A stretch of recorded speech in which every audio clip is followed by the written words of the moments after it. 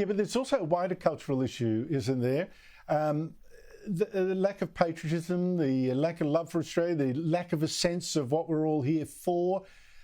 You want people to volunteer to fight for this country, but just right now we've got more than 4,000 fewer people in the armed forces than we want, than we need, and that's when the armed forces are just very small, too small. What's the problem here? Well, that's exactly right, Andrew. I think there's two issues. One is a kind of policy issue that we can solve. We have to make service in the ADF more attractive by making it more flexible and more fitting with modern life. You shouldn't have to move to the other side of the country, take your spouse out of their work, move your kids out of school in order to defend your country. That has to end, and we have to make it more flexible. And our Shadow Minister for Defence, Andrew Hastie, will have more to say about that.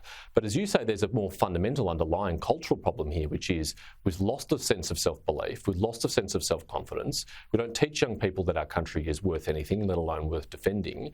And when we advertise to go and sign up to serve in the ADF, it's all about you. It's all about self-actualisation. It's all about your personal journey and growth. It's not about serving our country or our cause, and that needs to change. We need to re-instill that sense of belief in our own country and our own goodness if we're ever going to inspire a generation to sign up and serve.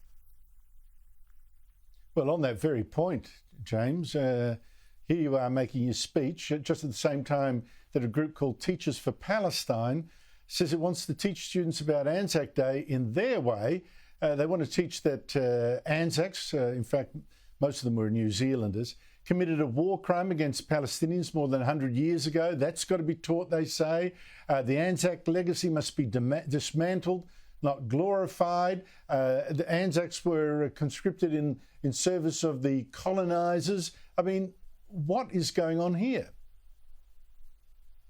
Andrew, on the one hand, this is offensive, ahistorical nonsense. It is not an accurate reflection of our history or of Anzac Day.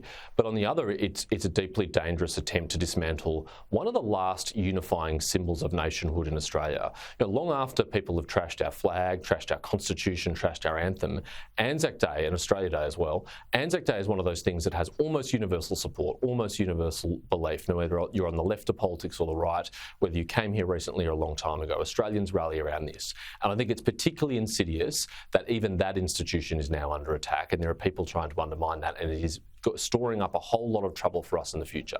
It is going to raise a generation of people who don't believe there's anything good about our country, anything good about our history, and no nation can prosper, let alone survive in a contested geopolitical environment without any belief in itself.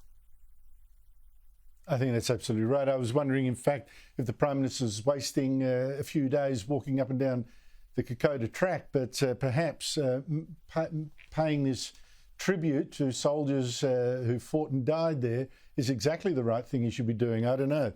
It seems to me that's probably the case.